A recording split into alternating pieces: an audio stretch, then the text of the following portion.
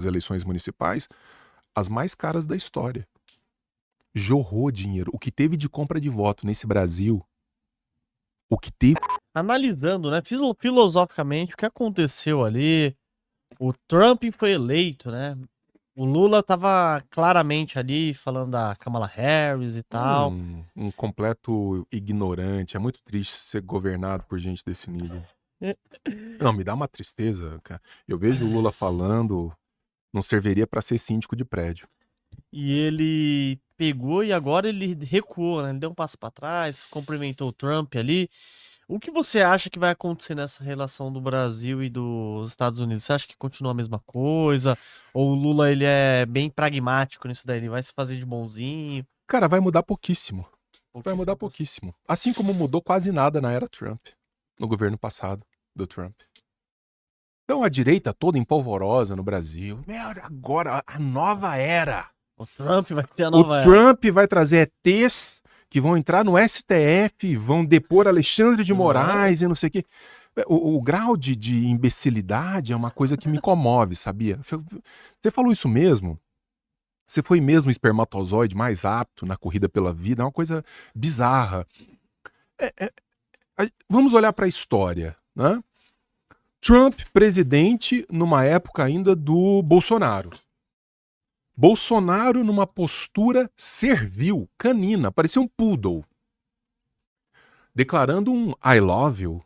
Quer dizer, um presidente da república que fala Brasil acima de não sei o quê e tal, chegar lá numa posição canina de 4 para um presidente norte-americano, que não é, só a imagem já não é muito interessante. Pois bem, bonezinho, Make America Great Again, usando o Eduardo, filhos, todo mundo. O que os Estados Unidos fizeram? É uma pergunta e ela é retórica porque eu sei a resposta.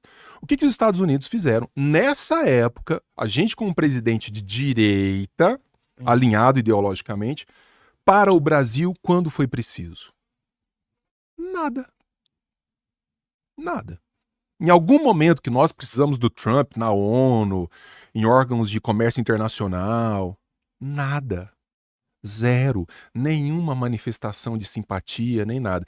Servia para fazer o quê? Oh, tô vendo ali o senhor Bolsonaro, um cara muito popular na América do Sul. Estamos juntos. Serve para quê? Para tirar foto, fazer tweet, né? Para fazer alguma coisinha, postar, olha. Aproveitar também da popularidade do Bolsonaro. Mas eu quero falar pragmaticamente. Nada. Nada. Não tem nada. Eu já fiz esse desafio nas minhas redes sociais, porque os caras falam assim, não, tudo bem, vocês estão aí. Claro que eu também, pessoalmente, prefiro o Trump a Kamala, pelo amor de Deus.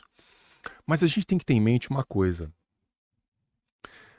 A esquerda norte-americana, de modo geral, tradicionalmente, o democrata norte-americano, ele tem muito mais alinhamento com pautas que no Brasil estão à direita do que a gente imagina. Estados Unidos, os caras têm uma história diferente. A Kamala fez manifestações sobre arma que você só encontra na direita mais radical no Brasil. Eu tenho arma em casa, eu defendo. Democrata. Ela fala. Falou, tenho arma em casa, apoio, tem que se armar mesmo. Eu só sou contra fuzil. Ela fala isso daí? Só isso. Eu sou contra essas armas que aí, de destruição, assim, brutal. Mas o cara ter lá sua pistola, sua arma, só a favor.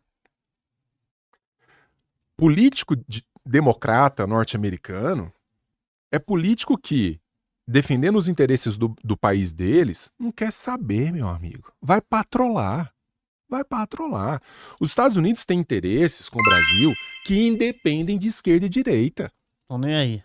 Estão nem aí. Eu quero saber o seguinte, eu preciso de determinado commodity brasileiro. Eu quero comprar barato e comprar de qualidade.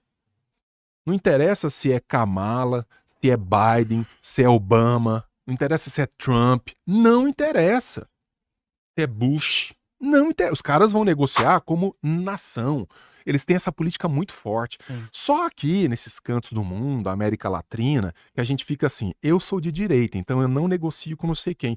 O Trump assumiu agora com um discurso fortemente combativo no sentido de estabelecer fronteiras comerciais nos Estados Unidos. Mas essa semana, ontem, antes de ontem mesmo, já estava assim, vou governar conversando diretamente com a Rússia, com a China. Eu tenho uma ele já declarou admiração pelo líder chinês. Então, Oxe. sim, pessoal, ele já tá aí, você dá um Google que você Sim. acha isso. Então, os caras são muito pragmáticos, velho. Os caras são muito Eles pragmáticos. querem até entrar. Antes de entrar, eles são... Eu quero o que é bom pra mim. Então não me interessa se é Lula, se é Bolsonaro. Na prática, você vai ver o que vai acontecer. O que interessa aos Estados Unidos em termos de mercado, que casa com os interesses brasileiros, vão continuar a mesma coisa. A mesma coisa. Onde vai ter algum grau de dissenso? Talvez na pauta climática, que o Trump ele figura ali nessa ala chamada negacionista, que o mundo não está aquecendo nada, que não sei o quê, que tem que queimar à vontade e tal. Ele está mais nessa ala. E o Lula, apesar dos fatos, também fica nesse discurso, né, de clima e tal. Então pode ter um dissenso aí. Mas em termos de mercado, Não dá nada. em termos de relação, cara, nada ou muito pouco. Nada ou muito pouco. Então, a vitória do Trump significa, claro, uma vitória que, do ponto de vista propagandístico, do ponto de vista do símbolo, Sim. Afinal de contas, a gente está falando, a direita venceu no país mais poderoso do mundo. Massa. Legal. Só que, por outro lado, tem elementos de uma mentalidade retrógrada que a gente não pode esquecer. Trump não é um cara do livre mercado a qualquer custo. Trump não é um liberal, muito menos um libertário no sentido estrito da palavra. Ele é protecionista pra caramba, né? Quer mexer com fronteira. Fala em expulsar os imigrantes. Os caras que mais expulsaram imigrantes, Obama, Biden. Aí eles falam que é o Trump que vai expulsar imigrantes. Não, isso é uma pauta de direito. A gente não pode aceitar os imigrantes como estão, não sei o quê. Pois, exatamente. A esquerda americana já estava expulsando os caras em níveis recordes. Entende? E aí você tem um outro problema. Nos Estados Unidos, 20% da força de trabalho é de imigrantes ilegais. Nossa, então se expulsar o pessoal, vão ficar sem mão de Vamos obra. dizer que você conseguisse fazer isso. Você aperta um botão e fala assim, todos os imigrantes ilegais saem do país agora. Arrumaram um problema gigante. Vai ter lugar fechando 3x4, porque não tem mão de obra. E segundo, ainda mais mão de obra para trabalho pouco qualificado. E segundo, esse cara ele é ilegal, mas ele paga imposto. É, verdade. Ele compra no supermercado, ele anda de carro, ele abastece o carro dele, ele consome. Na casa das dezenas de bilhões de dólares. De onde vai sair esse dinheiro? Verdade, aí a economia Grita! enfraquece, né? Então é interessante manter esse ilegal em certas proporções no país. Tá vendo, então? Quando você abandona o discursinho Sim. e vamos para os fatos, que ninguém está interessado nos fatos, infelizmente, especialmente no mundo de redes sociais, você começa a se tornar um cara mais cético, mais pé no chão e ver o que é realmente problema e o que é realmente solução. Trump é a nova era e não sei o quê. Mas entende que tem que ter um grau de deficiência mental que é severa. É severa, é um grau severo. Porque é um descompasso com os fatos e com a realidade. Eu sei, isso toca emoções e tudo, mas eu não tô preocupado com as emoções, né? Tô preocupado com a realidade como é. Verdade. Agora, beleza, melhor Trump do que Kamala, óbvio. Bem melhor, né? Não faz Bem nem melhor, sentido, cara, né? bem melhor. Tô discutindo isso, pelo amor de Deus. Então, assim, Ô. prefiro 1000 vezes. Ô, Denis, e essa tatuagem que você tem aí? Qual que é o significado dela, hein? Essa daí é famosa, hein? Cara, essa é famosa. Tá escrito, é uma cobra, uma cascavel armada pro bote com Don't Tread on Me, que é não pise em mim. Essa bandeira chama-se, ela é amarela, né, Sim. com essa cobra e o escrito em preto. Ela é chamada bandeira de Gadsden, de um general do exército americano no período da independência. Porque a grande questão naquele momento era não pise em mim. Eu não quero te atrapalhar. Eu não quero te agredir. Eu não quero me meter com sua vida. Só não se meta com a minha. Esse é um princípio libertário fundamental. É o PNA, princípio da não agressão. Um libertário, um defensor da liberdade, das liberdades individuais, e eu falo isso como um pleonasmo, porque não há outro tipo de liberdade a não ser a liberdade individual, não existe liberdade de grupo. ele é um cara que ele não quer atrapalhar a vida de ninguém. Ele só não quer que atrapalhem a vida dele.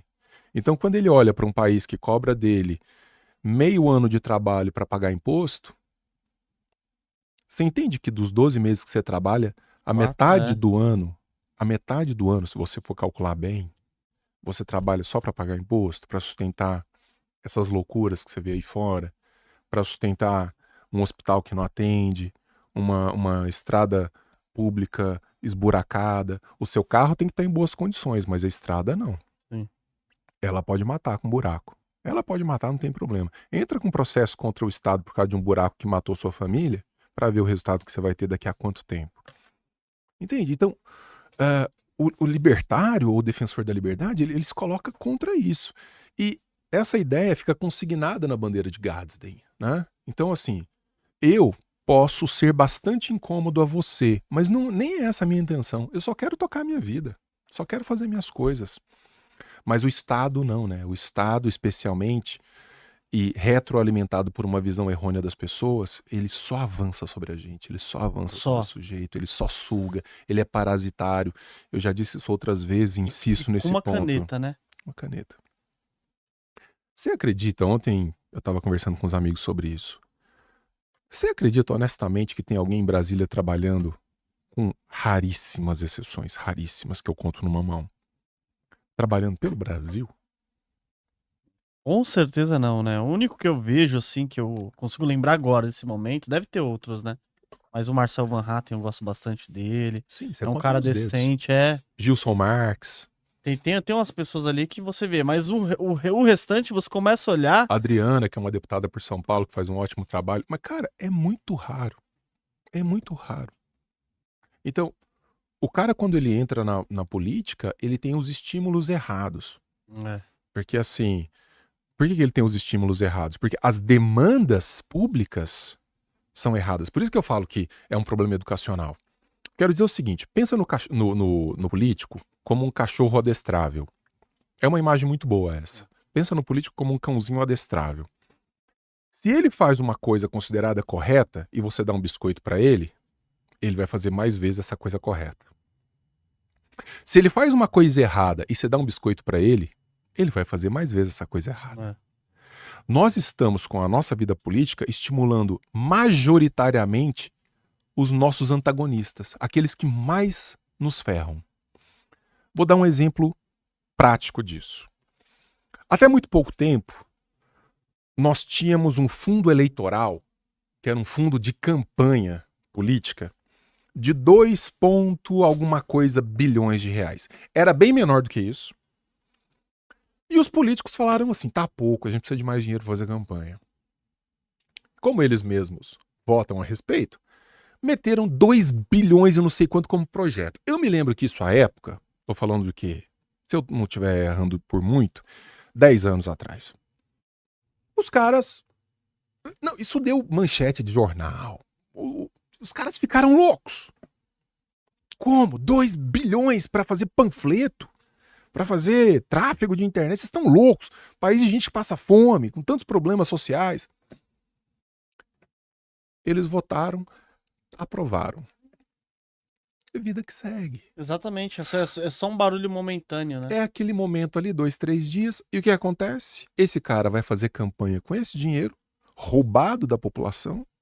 Vai conseguir mais votos. Legalmente roubado da população, porque o fato de ser legal não quer dizer que seja moral. O nazismo também era legal. E é reeleito. Que mensagem você está dando para esse cachorro? Continua fazendo as mesmas coisas. Continua, cara, continua. Tanto que, quando eu fui para Brasília, surgiu no corredor uma conversa um dia de que eles iriam passar para quase 5 bilhões de reais em fundos públicos para fazer campanha. Eu dei risada falando, vocês estão loucos, né? Vocês estão tirando isso da onde? Que página vocês estão tirando isso? Os caras não iam ter coragem de fazer isso. Não tinham. Não só era verdade, como foi aprovado. Passou. E muitos desses caras que votaram foram reeleitos. Nós tivemos agora essa política municipal, essas eleições municipais, as mais caras da história. Jorrou dinheiro. O que teve de compra de voto nesse Brasil O que teve de compra de voto nesse Brasil foi uma fábula. Uma fábula. O cara volta. Qual que é a mensagem que eu tô dando pra ele? Continue me esfaqueando, porque eu tô gostando disso. E aí você reelege quem? Gente do tipo dessa senhora do PSOL. Vocês estão trabalhando muito. Vocês têm que trabalhar 4x3. Nunca teve uma empresa. Mas que conta é essa que a senhora tá fazendo? Não é a conta do meu coração. É a conta da emoção. É contra a opressão.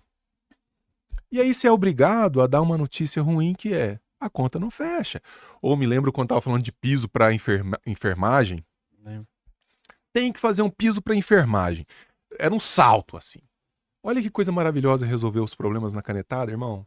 Fácil, né? Você tá ganhando 10 mil por mês? Eu sou deputado, vou propor uma lei que você ganhe 20. Nossa, estourei. Maravilhoso, tô bombado na parada. Finalmente alguém olhou pra mim. Só que ninguém se pergunta, sai da onde esse dinheiro? Alguém vai pagar isso? É. Quem vai pagar 20 mil pelo que você tá fazendo? Eu acho que eu mereço receber mais pelo que eu faço. Mas alguém lá fora acha que você merece e está disposto a pagar? Não. Bem, então você vai ter que repensar o seu merecimento, né? Porque se ninguém está disposto a pagar, eu acho que é uma impressão que você tem que não é muito correta. Talvez você se esteja vendo com olhos muito generosos. Verdade. É assim, entende? A gente vai estimulando o político a mentir e a ser reeleito. A mentir e a ser reeleito. E esfaquear, esfaquear, esfaquear. E assim você constrói um Brasil inteiro. O Brasil é construído assim. E, Denis, quando você começa a olhar a política, o Brasil como um todo, e você vê esse tanto de impostos, né? Que eu tenho empresa, eu olho e falo, caramba, o governo ele ganha mais dinheiro que eu muitas vezes. Não, muitas vezes. Com certeza. Não, isso daí fora o... Eu tô falando por cima ali, né? Com certeza. Aí você começa a olhar e fala, meu, tem alguma coisa errada. Outro dia, num corte de um podcast de um colega seu, a gente até falou sobre isso em off, né? Até saiu um corte, tá lá nas minhas redes sociais, até que por coincidência acho que eu tava vestido exatamente igual. Eu fiz uma conta de padeiro, assim, do que seria um cara sendo contratado por 3 mil reais CLT no Brasil hoje. E falando, olha, o pagador, o contratante, ele vai pagar 5 mil e tanto, porque ele tá pagando 3 para o funcionário, mas tem a parte, né? No momento que você assina a carteira, já vai para 5 mil e tanto para quem tá contratando. E aí depois, esses 3 mil reais que você tá pagando pro cara ainda são descontados. Tem, né? Tem imposto disso, imposto sindical, imposto de não sei o quê. Vai cair na mão dele 2 mil e poucos reais, 2.400, 2.500 reais. E desse ele vai pagar os impostos sobre consumo. O imposto sobre a garrafa d'água que ele vai tomar no zoológico com o filho, o sorvete, a Coca-Cola, o abastecimento. No final, dele, na mão dele, para falar assim, eu paguei tudo que eu devia ao Estado. Sobram 1.000 reais. Nossa. Então, dos 3 mas do contratante, do empreendedor, saíram mais de 5 mil reais. Nesse percurso dos 5 mil e tantos reais até a mão do sujeito que foi contratado, tirando todos os impostos embutidos, mais IPVA, IPTU, não sei o que, não sei o que, não sei o que, são 1.000 reais. O povo brasileiro é lerdo demais, cara. O povo brasileiro é passivo demais. Então toda hora ele é esfaqueado, né? E acha bom. Não, e reelege os caras. E é uma coisa que eu falei com você aqui, é numa canetada, né? Eles conversando, não, então, veja bem, aí entra os guardiões da Moraes. Não, mas é lei. Pô, né? Sempre tem um cara, lei. Né? Claro. Não, você tem que cumprir, é lei. Sim. É lei, mas, pô, uma lei para cidadãos bons, uma lei ruim, como que é que vocês falam bastante, né? A questão é o seguinte, eu não estou discutindo a legalidade do que está sendo feito. Eu estou discutindo a moralidade e mais do que a moralidade. Eu estou discutindo o tipo de civilização que eu estou construindo agindo assim. Eu estou olhando, bom, que tipo de mundo para os meus filhos eu estou construindo, me omitindo e agindo dessa maneira. Escolhendo os políticos como eu escolho, tomando as decisões de vida pública como eu tomo. Então, assim, cara, Se não houver eu não acredito em processos revolucionários, especialmente numa nação de gente muito ignorante em média, né? Então os processos revolucionários eles podem descambar numa coisa que pode ser ainda Sim. pior. Você confiaria agora com o legislativo que a gente tem de construir uma nova Constituição? De jeito Deixa a nenhum. merda que tá. É, É exatamente. um lixo a nossa Constituição. De Deixa jeito como nenhum. tá, porque vai ficar muito pior. É. Mas se não for uma pressão do individual para o todo, não vai acontecer. Não vai. E aí o novo presidente vai entrar, não importa se ele é de direita ou de esquerda. Bolsonaro entrou falando que ia matar o Centrão. Porque o Centrão, esses caras, esse bando de gente fisiológica, esse bando de populista demagogo, lembra disso? Lembra lá do general Heleno? Quero ver. Não, acho que foi quem disse isso, foi o filho dele, o Eduardo, sei lá. Assim, quero ver na hora, né, na hora do vamos ver, quem vai ser o macho que vai peitar o Centrão mesmo e não sei o quê. Nos últimos meses de governo, o Bolsonaro estava sentado prostrado na cadeira assim. Ô, gente, mas eu também sou o Centrão, calma, é assim mesmo.